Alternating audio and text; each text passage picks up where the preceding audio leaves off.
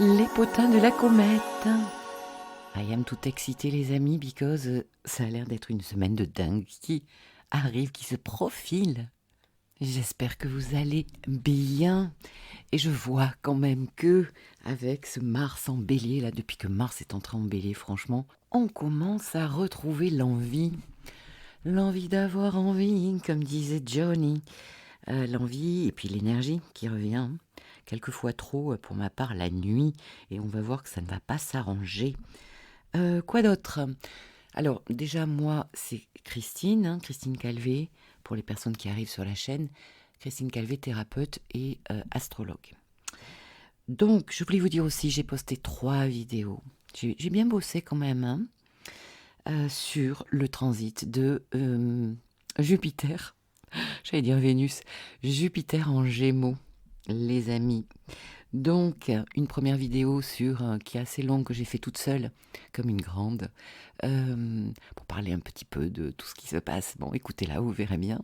Et puis après, eh bien, j'ai invité une consoeur, Annick Blois, pour parler justement de ce transit pour chacun de vos signes. Donc, je l'ai divisé en 2 pour une histoire de montage. Donc, il y a les premiers signes, ça va du Gémeaux au Sagittaire. Et la deuxième vidéo va du Capricorne au Taureau. Voilà. Donc, ça va peut-être, j'espère que ça va, nous espérons avec Annick, que ça va vous aider. Voilà, voilons. Bon, alors cette semaine, le soleil commence sa semaine à 3 degrés. Excusez-moi, il faut que je me calme. 23 degrés du Taureau. Joyeux anniversaire à nos derniers décans du Taureau. Mercure se trouve à 27 degrés du Bélier. Il va bientôt changer de signe, celui-ci. Donc ceux et celles qui ont des planètes là, fin Bélier, Mercure va peut-être venir vous donner des idées en faisant une conjonction par exemple sur votre planète. Par exemple, moi, ici j'ai Vénus. Ça peut être assez intéressant. Après, bien justement, parlons de Vénus. Vénus se trouve à 17 degrés du Taureau, lundi. Et je pense à la génération, parce que j'en ai parlé sur la vidéo de Jupiter, la génération Uranus-Pluton en Vierge. Eh bien là, nous aurons, les amis, un très joli trigone de Vénus à Uranus et Pluton. Ça peut être pas mal, ça, hein. Ça peut être très intéressant concernant quoi? Les affaires relationnelles, contractuelles, mais aussi intimes, sur le plan du couple, sur le plan de l'amour, sur le plan de l'argent. Des bonnes nouvelles peut-être, quelque chose qui s'ouvre pour nous, la génération 60, là, 60-70. Bref, Mars sera à 10 degrés du Bélier, qui continue celui-ci, là, en Bélier. Moi, je l'aime bien quand même quand il est chez lui. C'est plutôt pas mal. Bon, nous commençons donc la semaine. Ah non, mais vous allez voir, cette semaine, c'est un truc de dingue. La semaine, vous êtes prêts et prêtes? Lundi 13, Soleil conjoint Uranus à 23 degrés. Alors, bien sûr, nous venons de la nouvelle lune qui s'est passée le 8 mai, d'accord? Ici, c'est l'aspect signature de cette nouvelle lune que nous retrouvons la semaine d'après.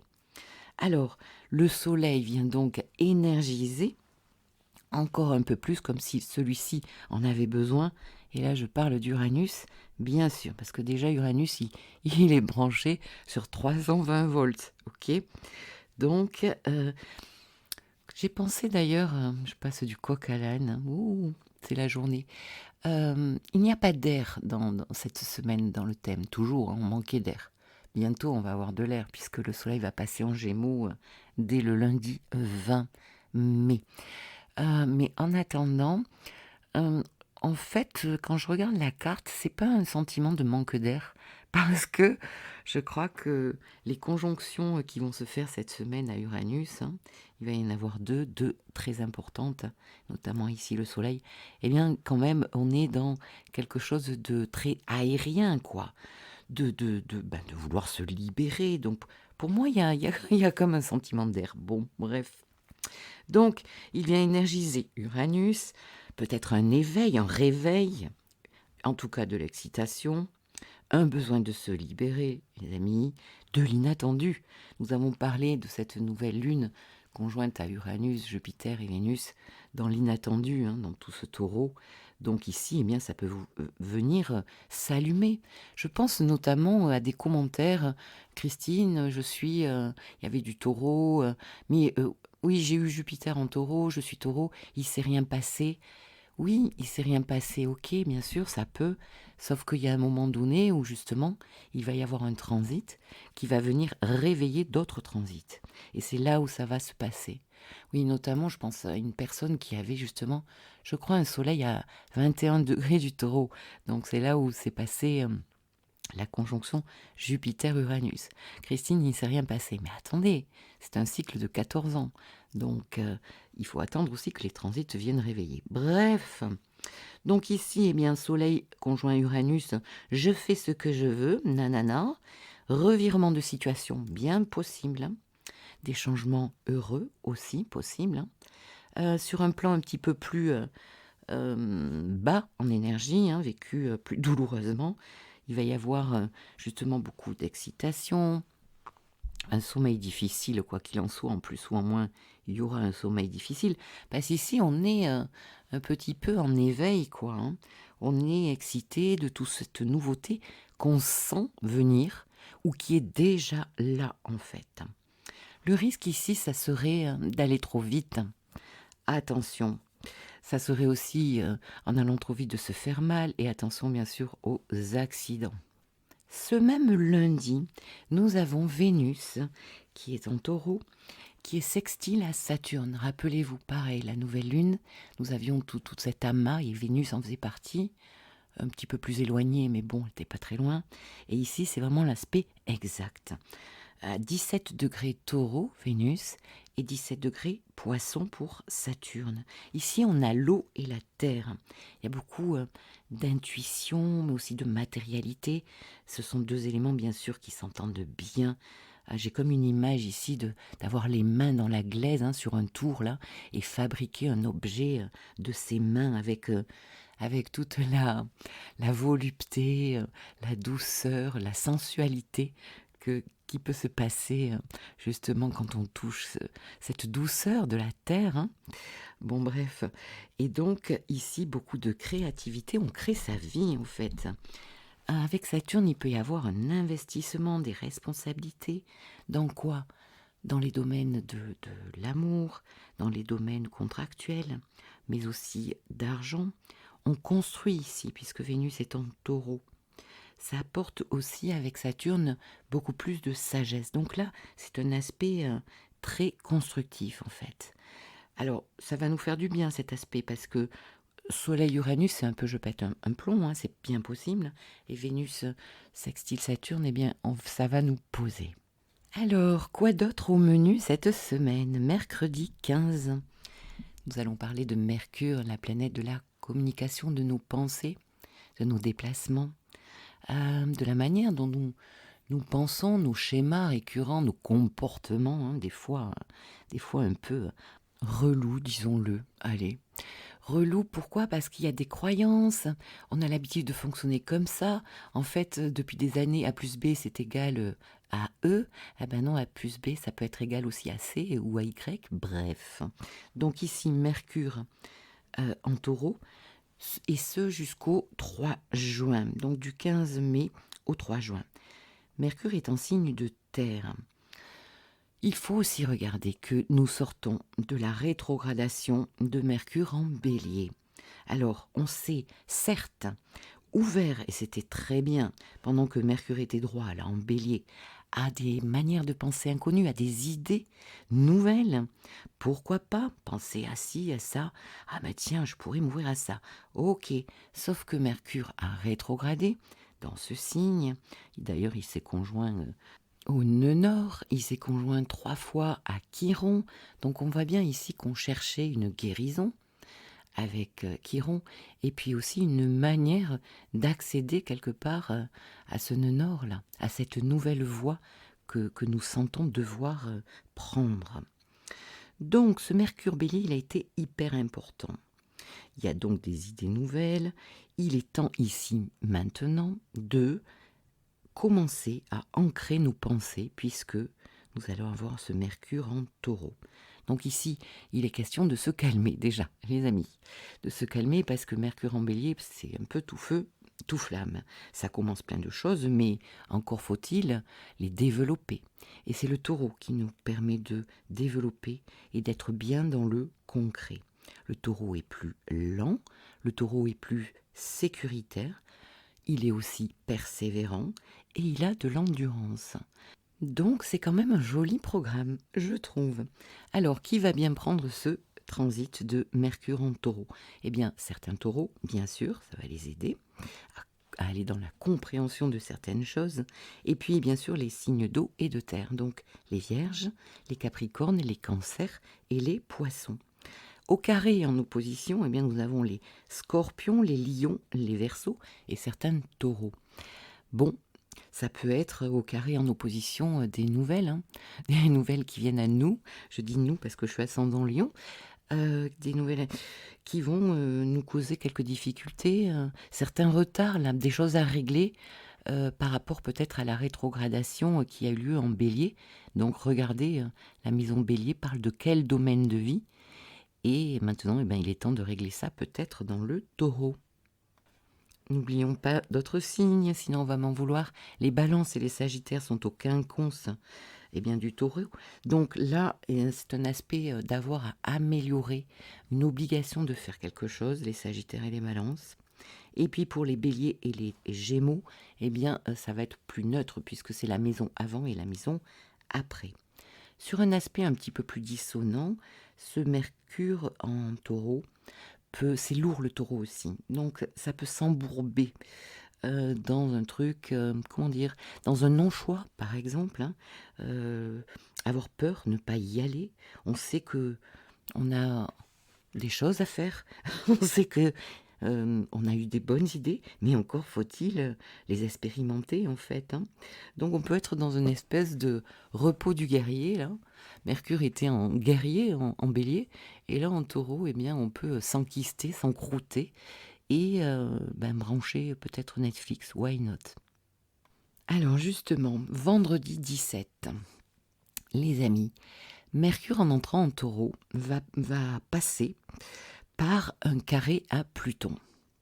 Bon, celui-là, je le regardais venir, hein, parce que comme Mercure a rétrogradé, je le redis, en Bélier, il a tardé à venir faire ce carré à Pluton. Donc on sent bien que tout ce qui s'est passé, allez voir les anciennes vidéos si vous avez oublié, tout ce qui s'est passé pendant la rétrogradation de Mercure, ici,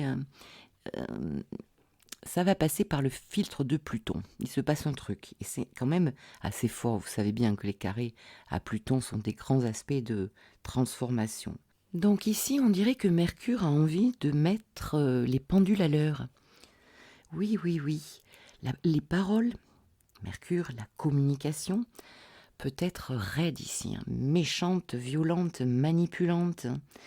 On vide son sac sans prendre soin de comprendre qu'en face, il y a quelqu'un, quoi. Il y a de l'humain, hein.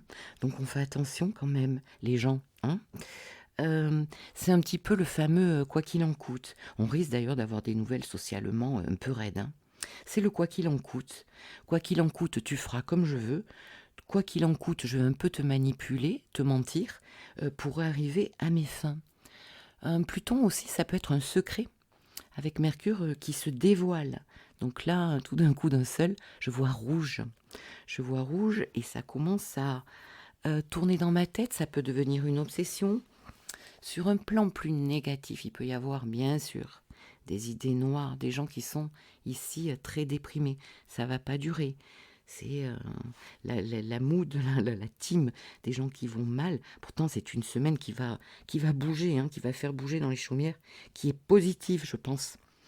Moi, personnellement, je la vois, c'est une semaine de dingue. On en reparlera, on verra la semaine prochaine. Mais en tout cas, pour les gens déprimés, revenez à vous, prenez un bol de respiration, les choses finissent toujours par se régler. Il peut y avoir un contrat, une communication, un truc qui passe pas, ça va se régler après. Et on va regarder d'ailleurs les autres transits de la semaine parce que c'est pas fini. On attaque sur le week-end, samedi 18. Eh bien voilà, nous y sommes. Qui vient se coller à Uranus? Eh bien, c'est Vénus. Conjonction Vénus-Uranus à 23 degrés du Taureau. Donc c'est pareil, hein, c'est l'ADN de la nouvelle lune. C'est en train de se passer. Et cette nouvelle lune était dans de très belles énergies, de bon augure, les amis. Parce que sextile aussi, on va le voir, à Saturne. Tout cet amant Taureau, là, je ne vais pas revenir sur la nouvelle lune, mais pour rappel, Soleil, Lune, Uranus, Jupiter, Vénus, c'était pas loin, sextile à Saturne, donc c'était magnifique. Alors, eh bien ici, Vénus, Uranus, l'amour. L'amour, des rencontres inattendues, originales, l'excentricité, avec des différences de culture, d'âge. On rencontre ici des gens qu'on n'a pas l'habitude de rencontrer forcément dans sa vie. Il peut y avoir ici une grande sociabilité, du partage, envie de partager. On est excité encore une fois ici, hein. On est excité par l'humain, je dirais, par la relation, par la chair. Pourquoi pas, Vénus est aussi la peau et l'amour, le partage. Donc, on sent bien qu'ici, un truc nous stimule. Tout le monde n'est pas stimulé par l'union, par le désir d'être deux, hein, suivant là où nous en sommes dans nos vies. Mais en tout cas, quelque chose ici nous fait envie, nous stimule. Donc, ça peut être l'amour, mais aussi un contrat, une affaire d'argent. Pourquoi pas se risquer à faire certains investissements. Et puis quand même, il y a aussi une énergie un petit peu plus basse, difficile dans ce Vénus-Uranus qui est quelque chose de l'ordre de la déstabilisation, de l'instabilité. Uranus vient secouer le prunier, hein, le cocotier. Donc, déstabilisation dans un couple. Ici, il peut y avoir des ruptures d'un coup d'un seul, très nettes, hein. Mais si c'est le cas, c'est ce que je dis toujours, les amis, Uranus, il vient quand nous sommes prêts intimement, intérieurement. Nous n'avons pas voulu écouter les signes, nous n'avons pas voulu remettre en jeu notre sécurité. Uranus est là pour vous aider à faire ce que vous n'avez pas voulu faire. Vous allez voir, ça va être une libération, parce que Uranus est toujours une histoire de se libérer, de plus d'indépendance. Donc ici, on peut perdre un amour, perdre une amitié, ou on peut aussi rencontrer des gens qui nous font du gaslighting, hein. C'est-à-dire avec cette notion un peu de perversion narcissique. Je te donne, je te fais croire que je vais te nourrir un max, je vais bien écouter qui tu es, ce que tu me dis, et je vais bien m'en servir. Surtout que la veille rappelle, Mercure était carré à Pluton, donc ici on est dans le contrôle, n'est-ce pas? Et on est dans la manipulation. Donc attention là, au rendez-vous amoureux là, sur tous ces jours-là. Il peut y avoir des risques de tomber dans le panneau, comme on dit. Et puis aussi, oui, s'emballer, hein, Uranus, on s'emballe. Et puis alors, c'est pas fini ce samedi 18. Eh bien, nous avons une conjonction magnifique qui est Soleil conjoint Jupiter. Soleil conjoint Jupiter, et cette conjonction va être sextile à Neptune, puisque le lendemain, on va en parler, le Soleil sera exactement au sextile de Neptune. Donc, on peut déjà prendre cette conjonction magnifique qui se trouve à 28 degrés du Taureau. Alors là, hein, les 28 degrés du Taureau, moi j'aimerais bien avoir mon Soleil là, hein. Est-ce que vous en connaissez? En faites-vous partie? Avez-vous une planète là? 28 degrés du Taureau. Une Vénus, un Mercure qui maîtrisera des maisons et auquel cas ça va vous aider, une Lune, en tout cas ça va être plutôt joli, hein. Donc ici c'est toujours le Soleil qui vient réveiller Jupiter, qui est l'ADN de la nouvelle Lune, je me répète, et waouh, les énergies, moi je les sens déjà. On sent que, je sais pas, on a comme le vent dans le dos. On se sent prêt à tout mettre en place, prêt quelque part à tout faire, à tout être, à tout faire. On a de la confiance en soi. Le vent nous porte, des opportunités, de la chance aussi, hein, de la chance dans les opportunités, de l'optimisme. Et puis bien sûr en taureau, Alors là, c'est moins le côté chanceux parce que quand on a travaillé en aval, eh bien, on va récolter, certains fruits de notre labeur, de notre dur labeur justement. Donc c'est plutôt pas mal. Il peut y avoir des bonnes nouvelles sur le plan juridique avec Jupiter ici, hein. On gagne un procès, on signe quelque chose, de l'ordre du Taureau, donc peut-être de l'immobilier, de la pierre, un commerce, la restauration par exemple, pourquoi pas. Quoi d'autre? Hem On va sentir peut-être que, on peut enfin sortir la tête de l'eau pour les personnes, pour lesquelles c'est hyper difficile en ce moment. Il peut y avoir des envies de voyager et pourquoi pas, ça nous pète d'un coup d'un seul, hein. Vénus conjoint Uranus, c'est, waouh, on est 2 là et ça nous prend, on fait les valises, on réserve sur internet, hein. D'ailleurs, en parlant d'internet, Uranus-Vénus, c'est aussi des rencontres par le biais, de vos ordinateurs, de vos téléphones et d'internet. Alors, envie de voyager, envie de se former, pourquoi pas trouver enfin, l'idée et la formation de mes rêves qui va me permettre de me réaliser au plus près de qui je suis. N'oublions pas, sextile à Neptune, mon rêve, mon idéal, je m'en rapproche. Quand je vous dis que c'est une semaine de dingue, ici, Soleil conjoint Jupiter, je me sens nourrie. Ça y est. Parce que dans le Taureau, c'est aussi la maison où on se nourrit et la maison de l'oralité qui touche la phase justement de l'enfant, le petit nourrisson là qui va être nourri, conforté, aimé, pris dans les bras, caressé, bisouté dans les bras de sa maman. Donc ici, on a tout ce qu'il nous faut, normalement, d'accord? Si on le lit sur une note plus énergétique, plus basse, eh bien on va rencontrer justement l'opposé.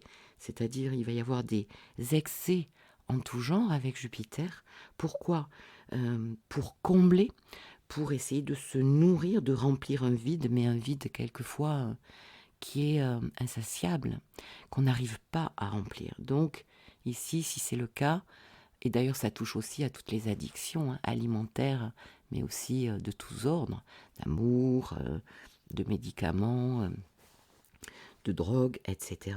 Donc rechercher le plaisir à tout prix, hein, par des excès, gaspiller. Jupiter, c'est aussi dans sa note plus faible, le gaspillage. Donc gaspiller son énergie, gaspiller son argent, des achats compulsifs. C'est d'ailleurs un bon diagnostic ici, quelque part, pour savoir où on en est de notre bien-être et de qui nous sommes. Parce que si vous avez commencé votre journée, par exemple, les femmes, par aller chez le coiffeur, avoir fait les boutiques, avoir dépensé beaucoup d'argent, plus que ce que vous ne pouvez dépenser. Vous vous êtes arrêté dans une super pâtisserie, vous avez rempli votre péché de gourmandise. Et puis, oh, c'est ballot, vous vous êtes arrêté devant la parfumerie.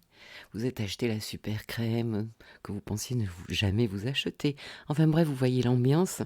Et donc, si vous finissez à la fin de la journée mécontente, vous sentez que ça ne vous a pas rempli, et ben non, le matériel ne vous remplira jamais. Jupiter, justement, et dans les vidéos de Jupiter en Gémeaux, j'en parle, c'est aussi le bonheur social, mais mon bonheur, comment je peux me rendre heureuse. Et le matériel, parce que chez Jupiter en Sagittaire, ici, on a envie d'avoir la plus belle maison, la plus belle piscine, la plus belle voiture, c'est beaucoup paraître, la notoriété, chercher la reconnaissance à tout prix. Mais tout ça, à un certain moment dans notre vie, alors c'est la vieille personne qui vous parle, la sagesse, la voix de la sagesse, on se rend compte que c'est pas ça qui nous nourrit vraiment. Donc c'est un joli diagnostic pour savoir vers quoi finalement on doit se diriger. Et justement, dimanche 19, eh bien le soleil sextile à Neptune va nous indiquer, va nous relier, va nous connecter à quelque chose de beau, beaucoup plus naturel, de beaucoup plus connecté à nous, à notre âme quelque part, hein. C'est aussi donc pour rappel, hein, Soleil-Jupiter sextile à Neptune. Donc aller vers son rêve, aller vers son idéal, se reconnecter à soi, aller dans beaucoup de douceur. Ici, on est en Taureau et en Poisson. Euh, on a vu qu'on avait Vénus-Uranus aussi, donc si on parle d'amour, il y a beaucoup de douceur, de quelque chose à la limite de romantique. Je vais marcher près de l'eau, main dans la main avec mon amoureux, par exemple. On partage de la spiritualité, on partage des moments formidables. En tout cas, il est question de se faire du bien, même pour les solos. On médite, je sais pas, on fait du yoga, on va se faire masser, on va mettre ses pieds dans l'eau. L'eau avec Neptune est hyper importante aussi, hein. Ça peut faire beaucoup de bien, en tout cas, ça nettoie les énergies. Alors surtout l'eau de la mer, hein, bien sûr, avec le sel. Donc ici, nous invite à nous écouter. Peut-être il y a une notion aussi avec Neptune, bien sûr, d'avoir à aider quelqu'un, mais ça nous fait plaisir dans ce cas-là. Ou quelqu'un va venir nous aider, va nous accompagner. Ça fait du bien aussi de se sentir accompagné. C'est le moment aussi de commencer, pourquoi pas, une thérapie. Si vraiment je sens que le virage Mercure carré Pluton passe pas, que j'ai vraiment un truc à nettoyer, un truc qui bloque, eh bien je vais peut-être prendre la décision de me faire du bien. Et j'en ai des personnes qui sont venues vers moi et où ça a été difficile d'y venir. Mais voilà, il y a une décision qui se prend à un moment donné. Et bien voilà, pour cette semaine, moi je suis ravie, hâte de vous retrouver, d'avoir vos avis. Peut-être la semaine prochaine, je demanderai un retour. En tout cas, à vos claviers, si vous sentez déjà et si vous êtes heureux de toutes ces énergies, à vos claviers dans les commentaires. Vous savez que je suis toujours ravie de vous lire et de vous répondre. Juste vous dire une chose aussi, parce que j'ai eu pas mal de personnes qui vont sur le site, qui lisent pas forcément, qui cliquent pas. Alors des fois, je me demande si mon site est bien fait. Mais normalement, oui, les amis, on clique sur les photos, on a tous les renseignements, etc. Mais, grosso modo, je vous explique quelque chose. Quand vous venez en séance avec moi, on ne se connaît pas. Et si c'est l'astrologie que vous souhaitez, parce que je fais aussi de l'accompagnement thérapeutique pur, auquel cas ce n'est pas le même prix. La première fois qu'on se rencontre, c'est toujours le même prix, c'est 120 €. Pourquoi ? Je travaille avant notre séance, en général c'est par Zoom ou par téléphone, si Zoom n'est pas possible. Donc je travaille bien sûr quelque temps, des fois ça passe des heures, hein. 1 heure, 2 heures, 3 heures, ça dépend les thèmes, hein.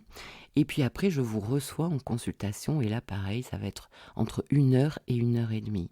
Donc, c'est beaucoup de travail, c'est pour ça que ça coûte 120 €. Je sais que c'est pas toujours évident pour tout le monde et c'est justement pour cela que j'ai, depuis peu d'ailleurs, mis en place la possibilité d'un paiement en 2 fois sans frais. Donc ça fait 2 fois 60, un mois 60, l'autre mois 60 €. Et puis après, bien sûr, pour les personnes qui sont déjà venues me voir, on se connaît. Eh bien, si vous avez besoin d'un suivi, la séance est à 70 €. Pour les autres, les personnes qui souhaitent un accompagnement sans astrologie, accompagnement thérapeutique, eh bien la séance est à 60 €. Voilà, voilà, voilà, voilà, voilà, voilà qui je suis, me voilà, même si mise à nu, c'est fini. Non, mise à nu, j'ai peur, oui, me voilà dans le bruit et dans le silence aussi. Regardez-moi, ou du moins ce qu'il en reste. Regardez-moi, avant que je me déteste. Quoi vous dire que les lèvres d'une autre ne vous diront pas? C'est peu de choses, mais moi tout ce que j'ai, je le dépose là. Voilà. Allez les amis, je vous laisse. Au revoir.